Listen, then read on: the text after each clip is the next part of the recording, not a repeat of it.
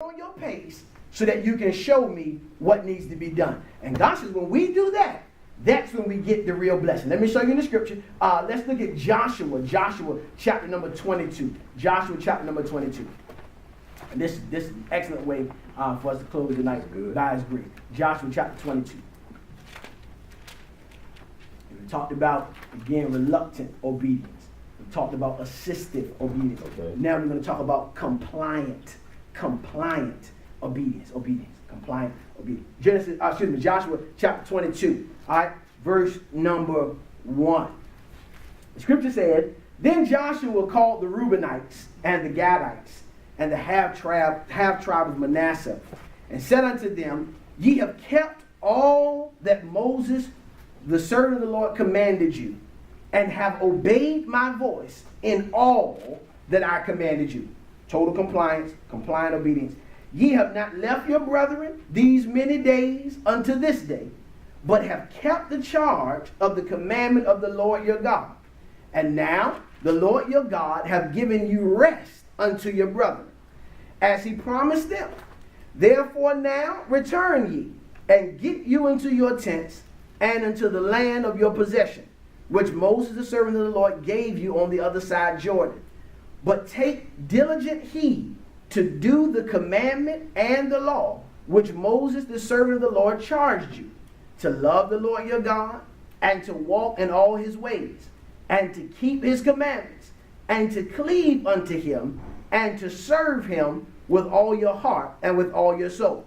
So Moses blessed them and sent them, so Joshua blessed them and sent them away, and they went into their tents. Now, let me help you understand this, and I'm going to do this in about 3 minutes because I got to get this point across before I go out of here tonight, Pastor Charles. This is good for you to use too in your preaching time. Again, you ain't got to tell them where you got it from. Moses, okay, before the children of Israel crossed over into Canaan, all right, Moses had the 12 tribes, all right, the 12 sons of Jacob, which names changed to Israel, the 12 sons of Israel being the head of every tribe. And what happened was, before they would get ready to cross over, in Numbers chapter 32, Reuben, Gad, and half the tribe of Manasseh said, we don't even want to go over and possess the other part of the land. We don't even want to go into Canaan. We good right here. Because the land that we see, that we've already conquered, that we've already fought for, is good for us to raise cattle, to set up shop, to be in our tents, for our families to live. We want to stay right here. Moses says, you can cross-reference this and read it for yourself in Numbers 32. Moses says to them, he says, listen, I don't want to do that.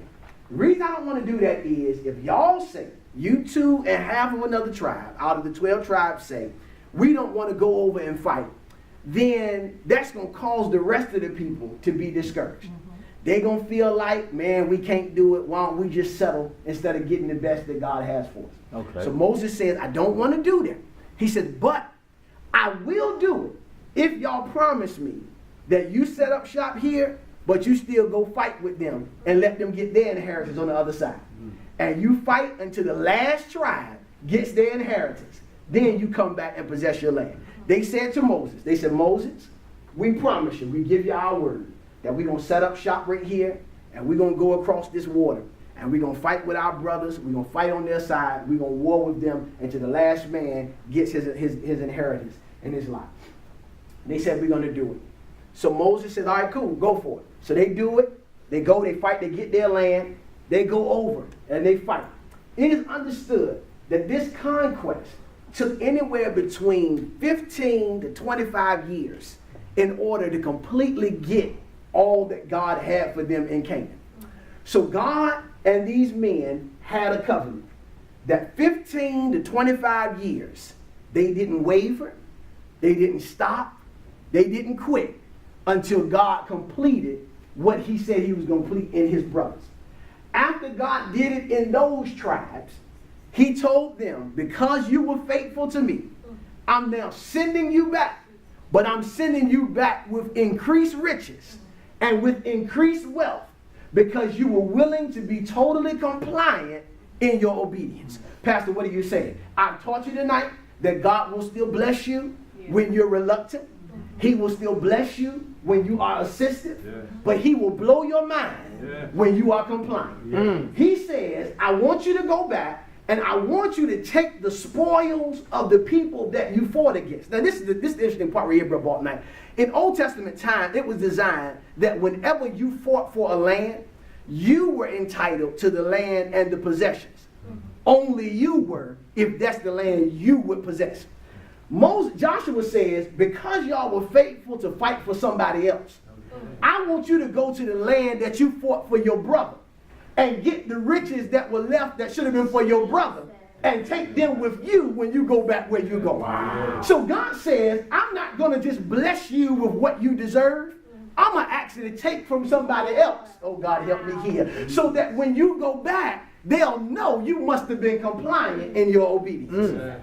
That's good, sir. That's good. So I tell y'all this all the time. Proverbs 13:22 says, the blessing, the wealth of the wicked is laid up for the just. So the reality is there's some wealth that God's allowing to be accumulated from some folk that you've been fighting for. Pastor, oh God, help me here. Pastor, how you say been fighting for? You've been praying for folk that you don't even know. Oh, help me. And it's those prayers that God says, I'm going to allow there to be a buildup of wealth. Oh, God, help me here. So that when it's time for me to really bless you, you ain't even going to have to tell nobody you're a multimillionaire. Yeah. It's going to just show that you're a multimillionaire. I don't want to tell y'all where I was exactly, but I was somewhere the other day. And Minister Black, Tony Jr., we were all together. And so I was somewhere the other day. And I'm finding a parking space. I'm trying to get me a park, so I'm trying to get myself together. And it was a gentleman, Sister lives from outside. He was outside, and he allowed me to park in his yard. And I said, man, this is awesome, man. I appreciate it. And because the parking was so tough and tight where I was at the bottom, I was going in my pocket. I said, sir, please for me, let me just put a few dollars in your hand, because you ain't have to do this. You ain't have to allow me, to park here. So I'm reaching for my money, and so I'm pulling out. There's probably a couple of 20s I had, and I wasn't gonna get it, brother. That I was gonna bless him, but I wasn't gonna bless him to that degree. Yes, sir. Yes, sir. So I got the money in my hand, and the gentleman, he looks at the money. And he says, sir, it's been a long time since I've been in need of money. I'm a multimillionaire. Wow. And as he's walking away from me, I said, sir, now I put my money back in my pocket. I said, sir, let me just shake your hand. Sir. And introduce myself to you. Yeah. I just want to let you know who I am. And I just want to shake your hand. Now, I was shaking his hand because I'm looking for a transfer. But I also want to know who it was. Yeah. And so, he said, okay, well, that's Gus. I said, when you get an opportunity, I'd love for you to come see us. So, if you ever show up, I won't tell y'all because I don't want y'all mob the man. But the thing that caught me, Sister Barton, was, he said, he didn't. That's one of the things. He didn't even look like he was nobody's multimillionaire. His house ain't even look like he was a multimillionaire. Yes. But for him to say, it's been a long time since I've been in need of money. That's the kind of stuff that sour your stomach a little bit. And I said, well, that's all right. Well, my God. So, anyway, but when he said it to me, I said, God, you know what? I see something here, though.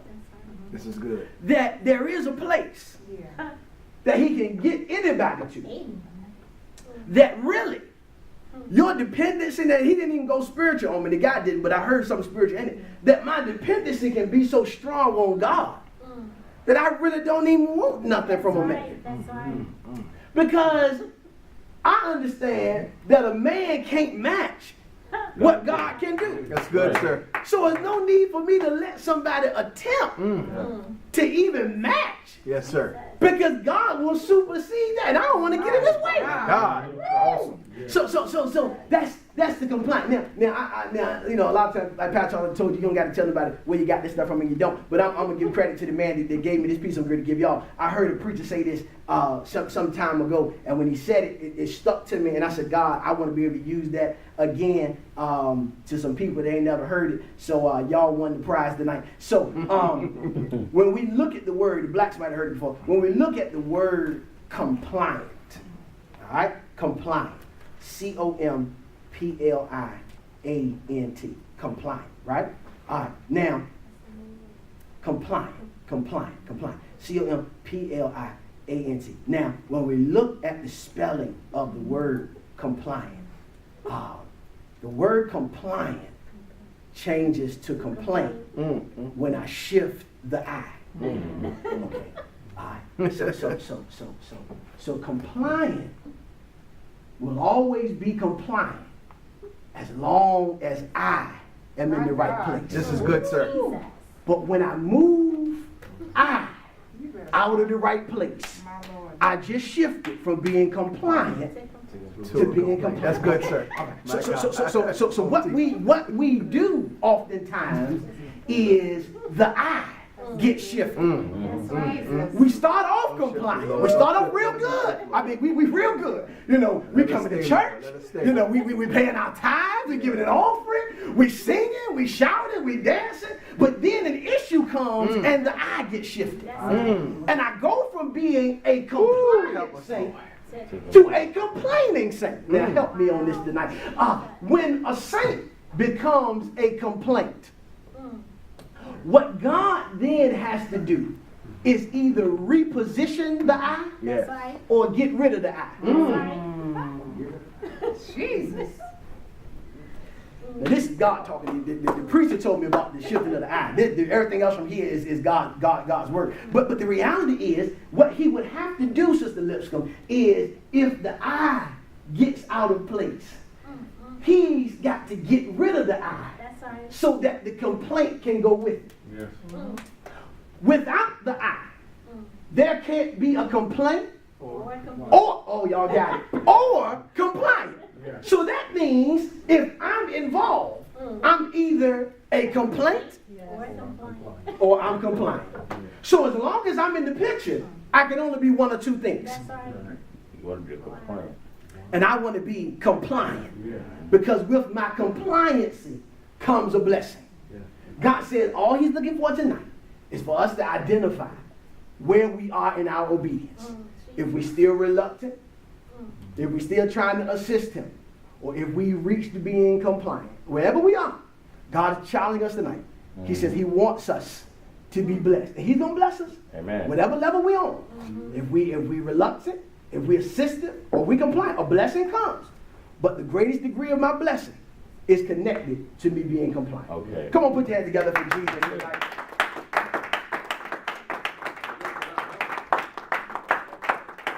Amen. Amen. We give him praise. God is faithful.